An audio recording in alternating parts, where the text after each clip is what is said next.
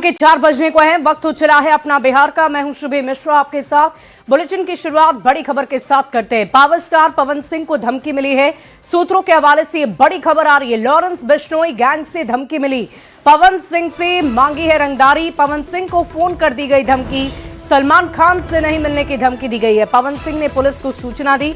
Big boss finale में जाने से रोका। बिग बॉस फिनाले में शामिल होने से पहले कॉल आया। गंभीर परिणाम भुगतने की चेतावनी दे दी गई है।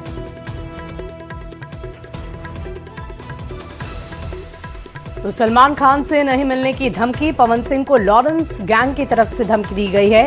पावर स्टार पवन सिंह को यह धमकी मिली है। सूत्रों के हवाले से बड़ी खबर आपको बता रहे हैं। लॉरेंस बिश्नोई गैंग से धमकी मिली। पवन सिंह से रंगदारी की मांग की गई। पवन सिंह को फोन कर धमकी दी गई है। सलमान खान से नहीं मिलने की धमकी दी गई। पवन सिंह ने पुलिस को सूचना दी। बिग बॉस फिनाले में जाने से रोका। बिग बॉस फिनाले में शामिल होने से पहले ये कॉल आया। आपको बता दें कि गंभीर परिणाम भुगतने की भी चेतावनी पवन सिंह को दी गई है। और इसी बीच बड़ी खबर आ रही है। पवन सिंह को धमकी की परवाह नहीं, ग्रैंड फिनाले के लिए निकल पड़े हैं। मुंबई में चर्चित शो का फिनाले है। कई और स्टार इसमें हिस्सा ले रहे हैं और पवन सिंह भी निकल पड़े हैं।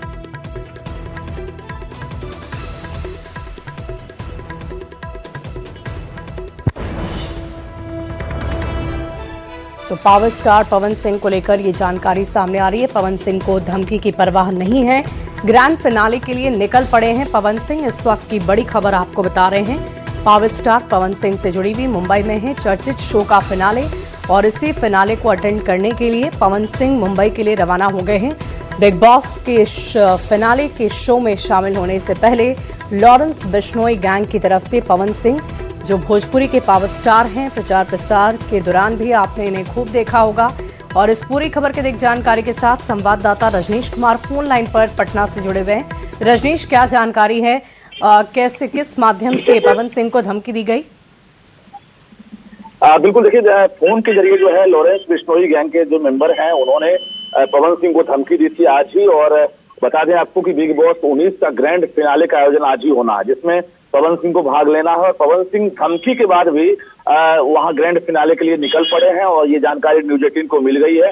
पवन सिंह की टीम ने धमकी मिलने के बाद जो सुरक्षा एजेंसी है उसको सूचना दे दी है और सुरक्षा एजेंसी लगातार कार्रवाई के मोड में है। तो कुल मिलाकर ये कहें कि लॉरेंस बिश्नोई गैंग ने चेतावनी देते हुए ये कहा है कि सलमान खान के साथ आप मंच शेयर ना करें। अगर ऐसा करते हैं तो अंजाम भुगतने के लिए तैयार रहिए। साथ में मोटी रकम की भी मांग की गई है। तो कुल मिलाकर पवन सिंह के फैंस जो हैं वो इंतजार में है कि आज किस प्रकार का जलवा होता है आज बिग बॉस ग्रैंड फिनाले में पवन सिंह का, क्योंकि सन्नी लियोनी के साथ साथ कई बड़े स्टार भी आज बिग बॉस ग्रैंड फिनाले में भाग लेने वाले हैं। और इससे पहले पवन सिंह जब ऑडिशन दिए थे बिग बॉस के लिए तभी से इंतजार है सभी को, लेकिन धमकी मिलने के बाद कहीं ना कहीं अब एक तरह से जो पवन सिंह के फैंस हैं वो भी अब कार्रवाई चाह रहे हैं, क्योंकि लॉरेंस बिश्नोई गैंग के सदस्य ने साफ तौर से कहा है कि अंजाम भुगतने के लिए तैयार रहें अगर आप सलमान खान के साथ मंच शेयर करते हैं। शुभी, कोई कंप्लेन भी रजिस्टर कराई गई है क्या रजनीश, किसी की तरफ से? क्या पवन सिंह ने इसको लेकर किसी तरह की कोई जानकारी साझा की है? देखिए, अभी जो जानकारी मिली है सुरक्षा एजेंसियों को फोन के जरिए सूचना दी गई है। पवन सिंह अभी व्यस्त हैं। धमकी के बाद भी वो बिग बॉस के लिए रवाना हो गए और वहां से निकलने के बाद शो के बाद पवन सिंह जो है क्या एक्शन लेते हैं इस पर हमारी नजर है और हम अपडेट जरूर देंगे। शुभी, चलिए, बहुत बहुत शुक्रिया रजनीश हमारे साथ जुड़ने के लिए, तमाम जानकारी के लिए।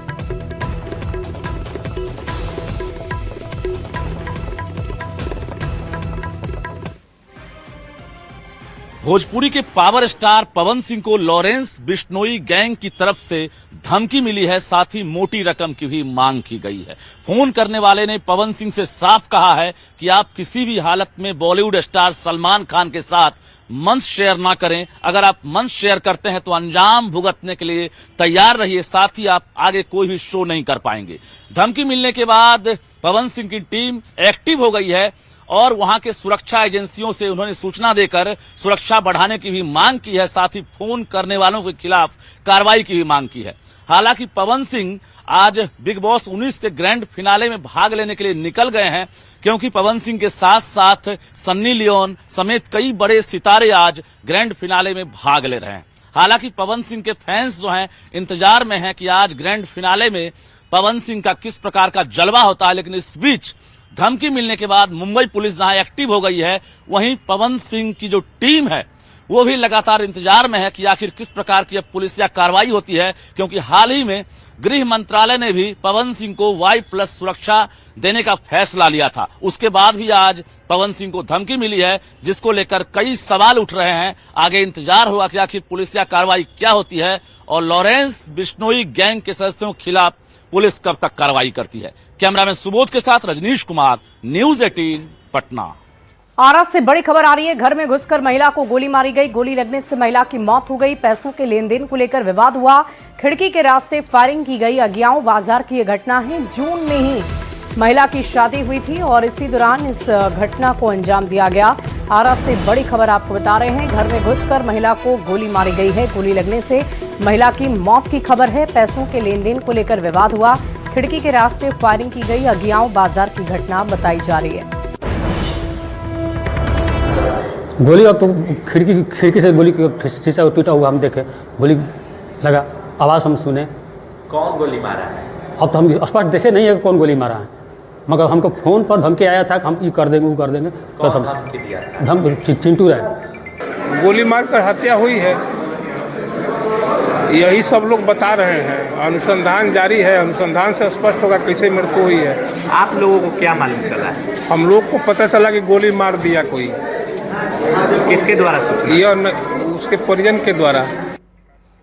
खबर सीतामढ़ी से, जहां परसौनी थाना के सरखौली गांव के पास बाइक पर सवार 3 अपराधियों ने कबीर नाम के युवक की गोली मारकर हत्या कर दी। घटना के बाद इस मौके पर बड़ी संख्या में लोग जमा हो गए और घटना के विरोध में आगजनी कर प्रदर्शन किया। बताया जा रहा है कि युवक कबीर अपने घर बेलसंड से परसौनी की तरफ जा रहा था। अपराधियों ने उसका पीछा करके उसे गोली मारी, जिससे उसकी मौत घटनास्थल पर हो गई। मौके पर पहुंची पुलिस आक्रोशित लोगों को समझाने बुझाने में लगी हुई है, लेकिन लोग लगातार अपराधियों को गिरफ्तार करने की मांग को लेकर प्रदर्शन कर रहे हैं।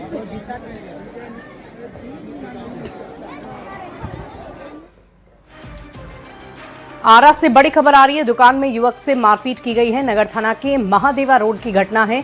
युवक को पीटते देख 3 लोग, खरीदारी को लेकर विवाद बढ़ गया। बीच बचाव के कारण पिटाई हो गई। मामले की छानबीन में फिलहाल पुलिस जुटी हुई है। बड़ी खबर आरा से आपको बता रहे हैं। दुकान में युवक से मारपीट हुई है। नगर थाना के महादेवा रोड की घटना है। युवक को पिटते देख 3 लोग खरीदारी को लेकर विवाद बढ़ा चुके थे। बीच बचाव के दौरान ही पिटाई हो गई। तस्वीरें भी आप देख रहे हैं। दुकान में युवक से किस कदर मारपीट की गई है। फिलहाल इस पूरे मामले की तहकीकात में पुलिस जुटी हुई है।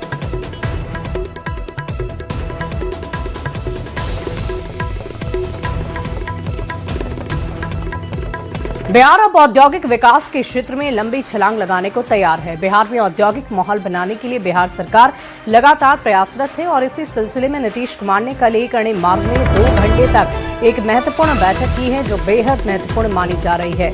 इस बैठक में नीतीश कुमार ने कई महत्वपूर्ण दिशा निर्देश दिए।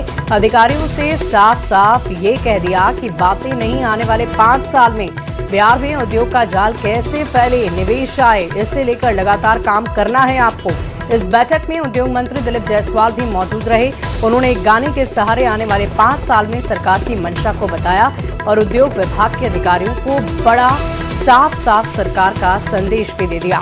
साथ ही बड़ी बात ये बताई कि बिहार में उद्योग और उद्योगपतियों की सुरक्षा के लिए CISF की तर्ज पर BISF फोर्स भी बनाया जाएगा।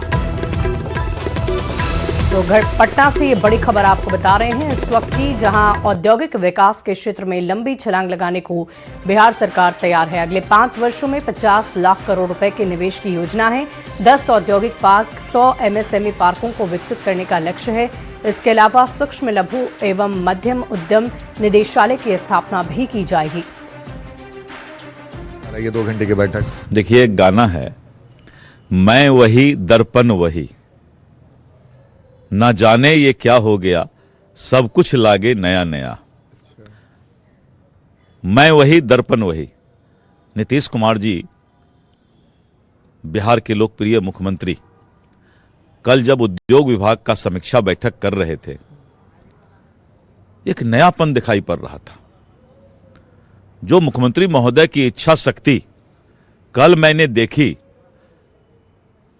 और उन्होंने जो टाइम बाउंड प्रोग्राम बनाया, समय निर्धारित करके चीफ सेक्रेटरी को और हमारे विभाग को इस चुनौती को स्वीकार करने का उन्होंने जो है आह्वान किया कि बिहार के अंदर उद्योग का जाल बिछना चाहिए, सिर्फ चर्चा नहीं होना चाहिए। ये बड़े निवेशक को हम लोगों ने जब से नई सरकार बनी है तो बड़े निवेशकों में एक बहुत बड़ा कॉन्फिडेंस, विश्वास जगा है कि अब बिहार में उद्योग लगाया जा सकता है। और जब उद्योगपति फोन कर रहे हैं लगातार कि हम बिहार में उद्योग लगाना चाहते हैं, क्योंकि स्थिर सरकार, जब स्टेबल गवर्नमेंट होता है, सुरक्षा मिलता है, तो लोग उद्योग लगाना चाहते हैं। और इस माहौल का हमें लगता है कि सबसे बड़ा फायदा बिहार को मिलने वाला है।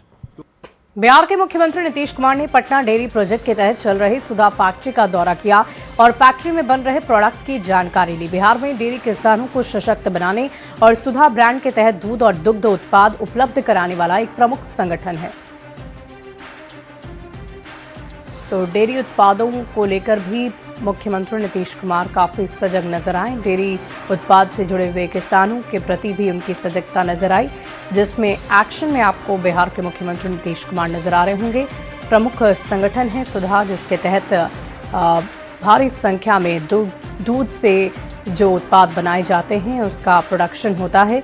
और इसी बीच उन किसानों को लेकर भी मुख्यमंत्री नीतीश कुमार ने अपनी सजगता दिखाई है और उनके विकास के लिए और कैसे औद्योगिकरण बिहार में और भी ज्यादा बेहतर हो, इसको लेकर लगातार मुख्यमंत्री नीतीश कुमार एक्शन में नजर आ रहे हैं। अगली खबर पटना से है, जहां बिहार में एनडीए के बम्पर जीत के बाद कार्यकर्ताओं को आभार और अभिनंदन किया जाएगा, जिसको लेकर बड़े पैमाने पर तैयारियां की जा रही है। बीजेपी प्रदेश अध्यक्ष डॉक्टर दिलीप जायसवाल ने कहा है कि विभिन्न जगहों पर कार्यकर्ताओं को आभार और अभिनंदन किया जाएगा। 8 तारीख को मुजफ्फरपुर दरभंगा प्रमंडल में आभार समारोह का आयोजन होगा।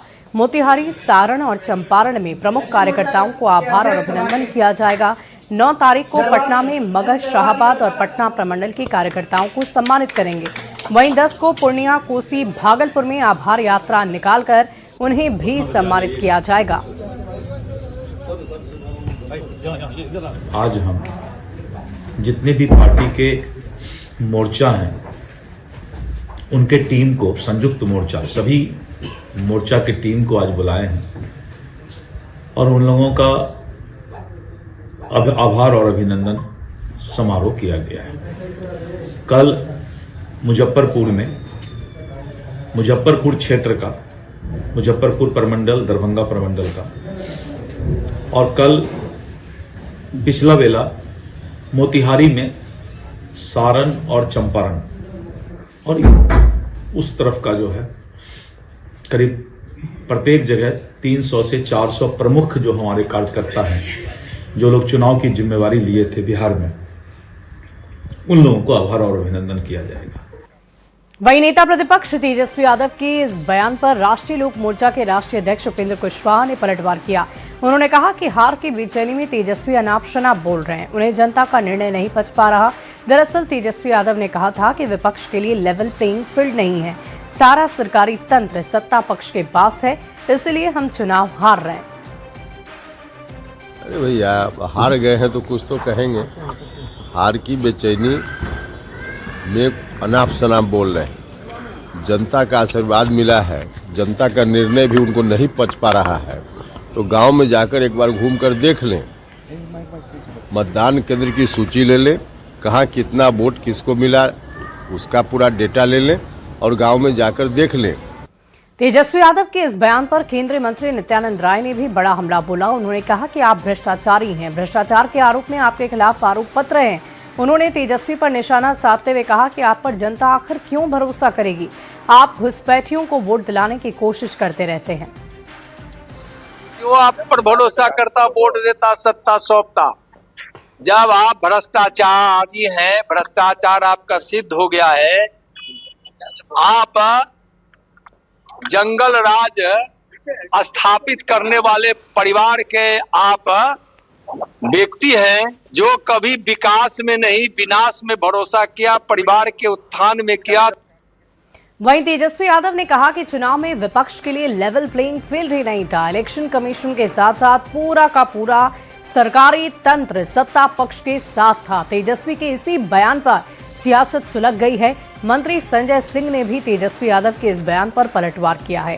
क्या कह रहे हैं आपको सुनवा देते हैं। शक्ति जो उनका जो वो जो वायरल हुआ था ना, क्या बोलते हैं उसको, गाना और वो डांस और हाँ, मतलब उस टाइप का जो, मतलब हम अभद्र उसका हम बता नहीं सकते हैं, तो उसके कारण हुई है। क्योंकि बिहार की जनता ने देख लिया कि जो लोग अभी कुछ नहीं है, कहीं कोई ये नहीं है, वो पहले शपथ ग्रहण की तैयारी करते हैं, पहले कहाँ किनको मंत्री बनाना है उसकी तैयारी करते हैं। वहीं सिमरी बख्तियारपुर से चुनाव जीतने वाले एलजेपीआरवी के विधायक संजय सिंह ने बिहार के मुख्यमंत्री नीतीश कुमार से उनके आवास पर मुलाकात की।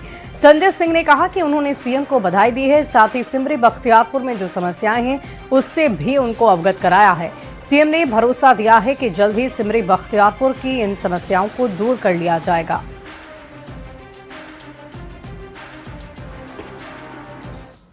जिसे आज मिले हमने, सबसे पहले उनको जैसे वो 10वीं बार बिहार के मुख्यमंत्री बने हैं, उनका बधाई दिए और अपने क्षेत्र की कुछ समस्याएं, सिमरी बख्तियारपुर की कुछ समस्याओं के बारे में उनसे अवगत कराया और मैंने मुख्यमंत्री से आग्रह किया जो सिमरी बख्तियारपुर पर जो है सो विशेष ध्यान देने की आवश्यकता। बढ़ते आगे अगली खबर पटना से है, जहां यातायात व्यवस्था को सुचारू बनाने के लिए आयकर गोलंबर से डाक बंगला चौराहा तक नई ट्रैफिक योजना लागू की गई है।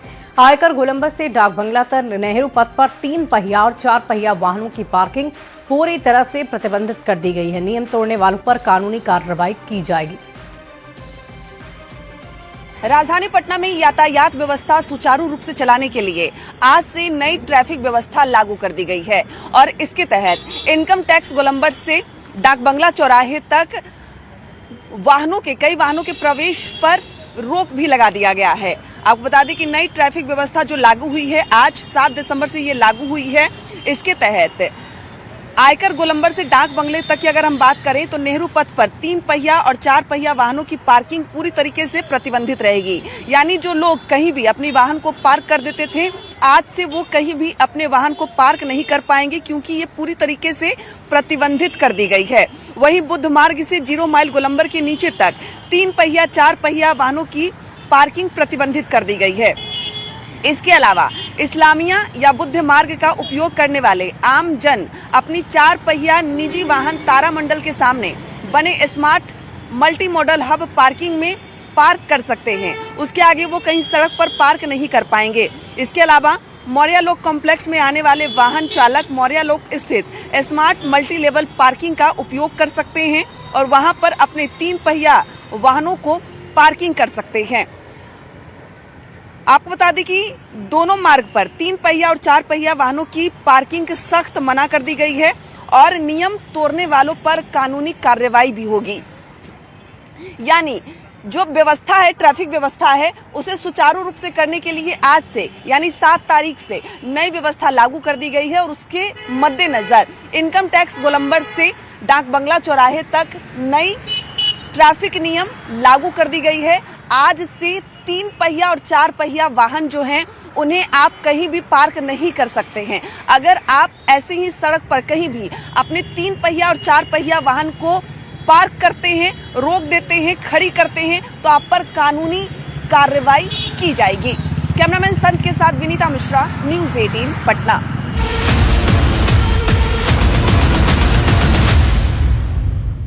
अगली खबर छपरा से है, जहां तरैया में आज अतिक्रमण के खिलाफ बुलडोजर अभियान चलाया गया। हालांकि यहां इस अभियान का लोगों ने पुरजोर विरोध किया है। अतिक्रमण हटाने के दौरान कई दुकानों और घरों के सामने अवैध निर्माण को ध्वस्त कर दिया गया, जिसके बाद लोग भड़क गए और प्रशासन के खिलाफ जमकर नारेबाजी शुरू कर दी।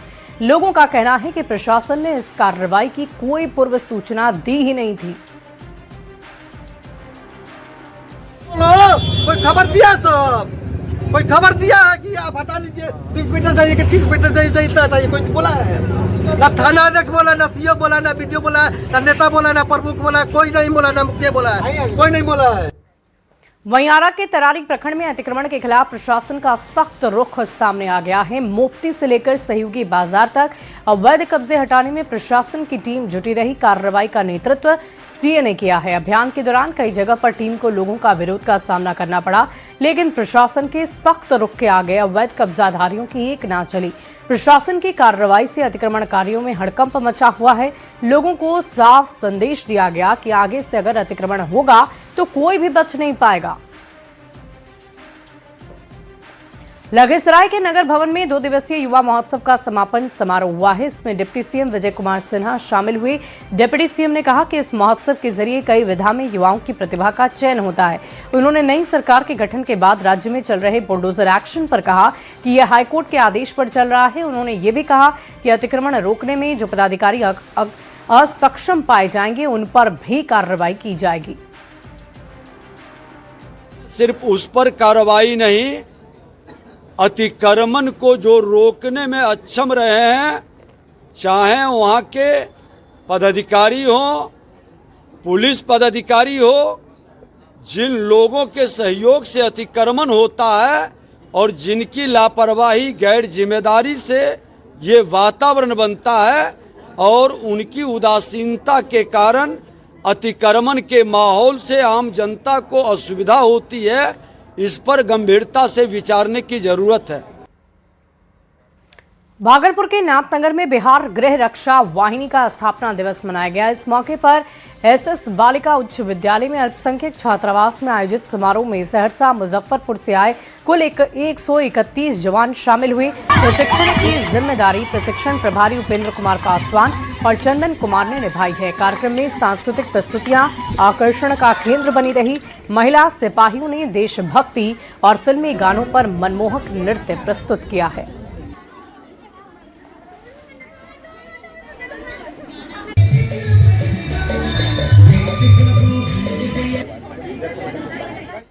और फिलहाल इस बुलेटिन में अभी के लिए बस इतना ही। आप बने रहे न्यूज़ 18 बिहार झारखंड के साथ।